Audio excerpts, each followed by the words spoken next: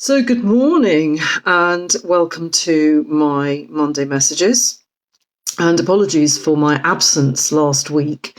For the whole week I was completely silent on social media and generally because I wasn't very well at all. Actually even ended up in A&E at one stage with suspected cellulitis. Turned out not to be that. And I've written, I'm writing a blog about all the tools that I use to get myself through that. And as you can see, I'm back. So a week out, and fairly intense week, but I will share that later on this week.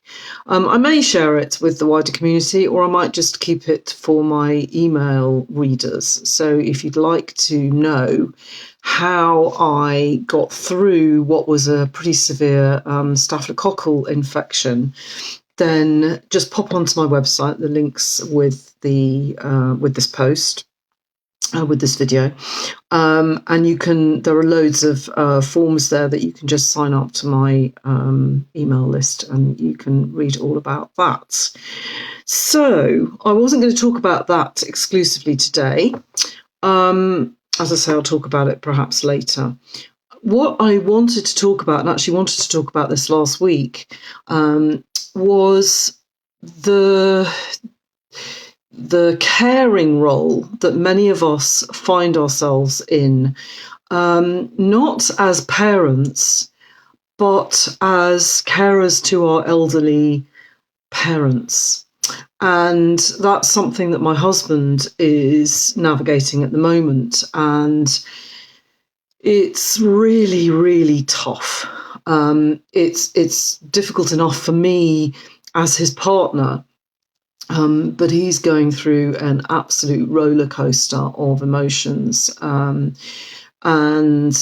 that set me thinking about how many of us are called to do that kind of caring role at some stage in our lives.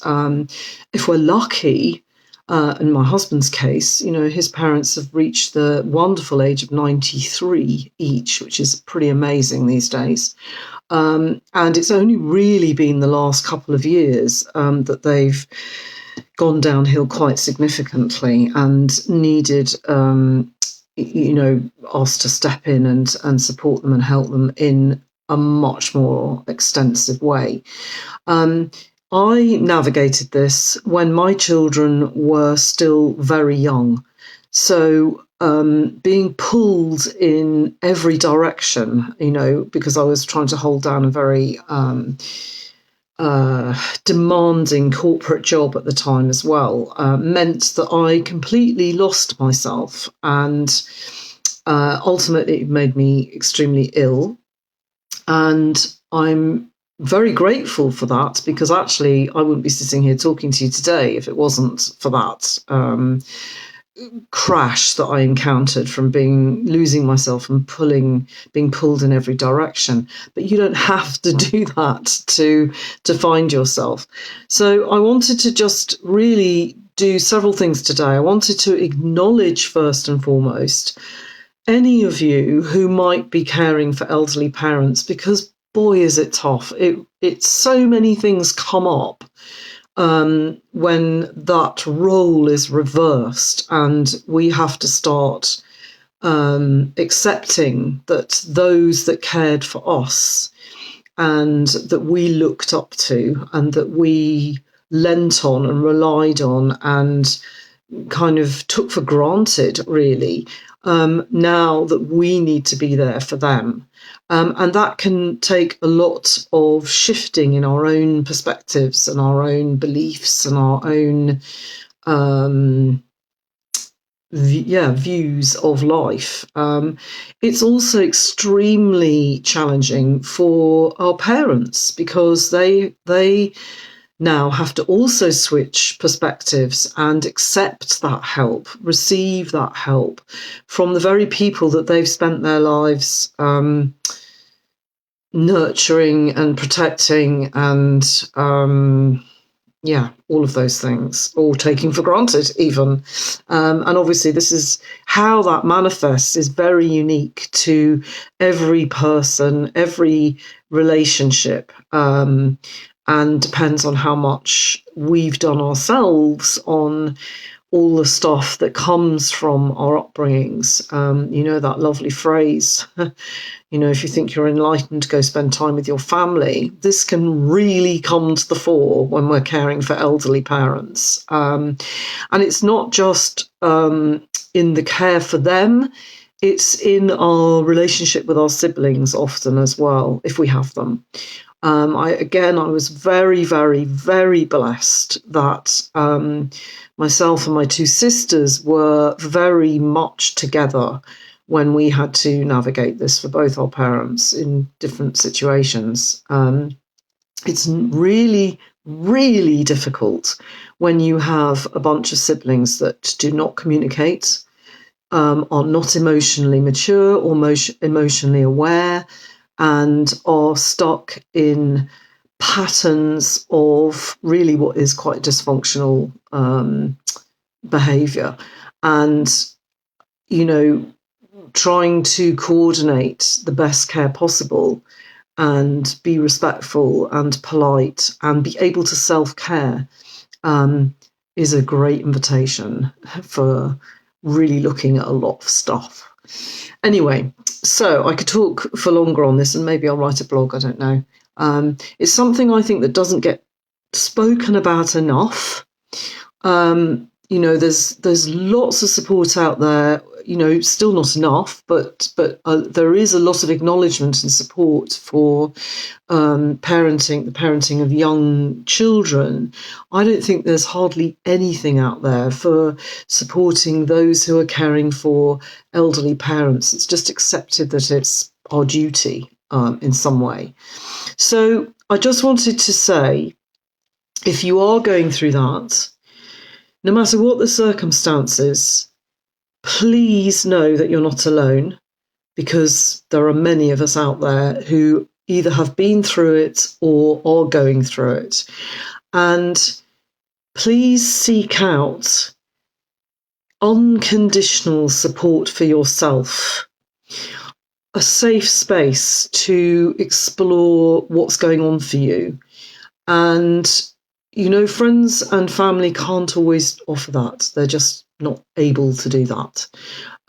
So don't be afraid to ask for that help and that support, to seek it out. It's absolutely vital if you're going to hang on to yourself and to grow and evolve from this experience rather than get consumed. And it's something that I am really happy to do, is to hold that safe space for anybody who needs that, and whether homeopathy or QTT or coaching or, just offering a safe, non-judgmental space is what you need, then go for it. Also, really big up the self-care.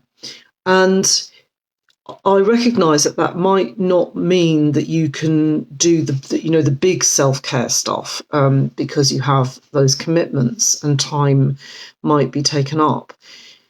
But it's really important that we look at the smaller things that give us joy, that nurture us and nourish us and keep us tethered to who we are and what we need. Because we cannot, I know it's a cliche, but we really, really cannot look after others if we have nothing to give ourselves. So seek out those little moments, 5 minutes of meditation, 5 minutes of standing with your feet on the ground and just closing your eyes and listening to the birds, 5 minutes of sitting down with your feet up and a cup of tea, 5 minutes chat with a friend or somebody who gets it and who is there for you. If you can, making sure that you have regular things like massages or saunas, or that you go for a walk or a sea swim, or that you go to bed earlier, that you're really paying attention to what you're eating. And that's the first thing that can go when we're doing this kind of thing, is that we end up eating junk because it's quick and we're not spending any time caring for ourselves. Look at all of that and say, how is this helping me? How is this helping me to actually be the best possible carer that I can be for my parents, and not get consumed in the process? What are the other things? Just remembering to focus on why you're doing what you're doing. Are you doing it for purely, because you love your parents and there is no question that is it and you want the best for them? Are you doing it because it's expected of you? It's your duty. And I'd be very careful about that, because it can breed a lot of resentment and a lot of blame, a lot of anger and frustration, if that's the only reason you're doing what you're doing. And always know that you do have choices. There are always choices in every single thing that you take on as a carer for an elderly person. There are choices. Don't let anyone tell you, oh, you have to do that. There's no choice.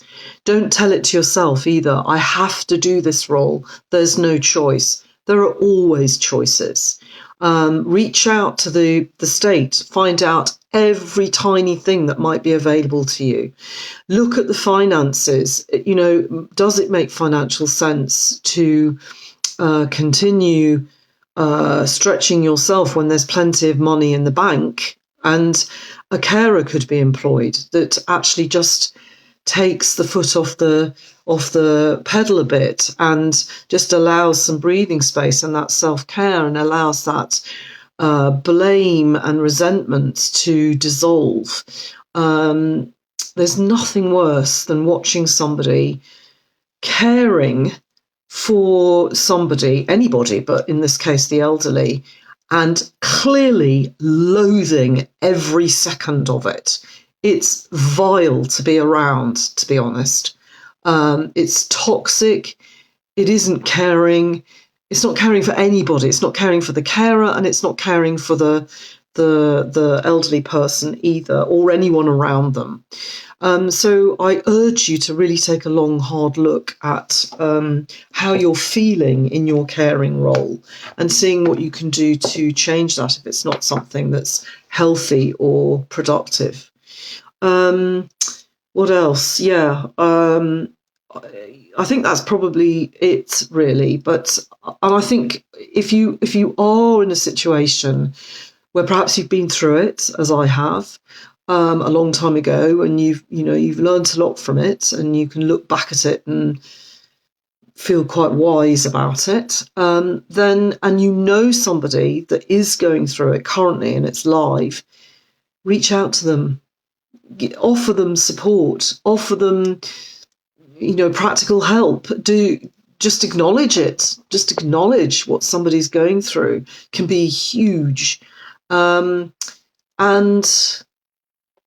yeah, let's all be as communal about caring for our elderly as possible. This is another example of something that was never meant to be done by individuals. It's meant to be done by the community at large. And that does not mean stuffing them in a home and drugging them up to the eyeballs. It does not mean that. It means respect. It means collective support. It means acknowledgement, kindness. It means patience, bucket loads of patience. And it means tending to your own needs first and foremost, actually, so that you can do all those things. So that's my message for Monday, is to just say well done to anybody who is going through this now, or who has been through it, And also to say that if you have no other outlets, please reach out, because I'm more than happy to offer mentorship, coaching, homeopathic support. QTT support can be just brilliant in these circumstances, because it's when our disempowering beliefs and feelings all come very much to the fore. And that's an invitation to support them to move on out so that you can grow and evolve, and not get stuck. So just pop onto the website. The link is below this video, and let me know if anybody, if you are going through it, just let me know what you think of it and whether you think you get enough support. That will be really interesting to find out. Have a fantastic week, and I will let you know what my week was about with my staph infection later on in the week. Take care. Bye.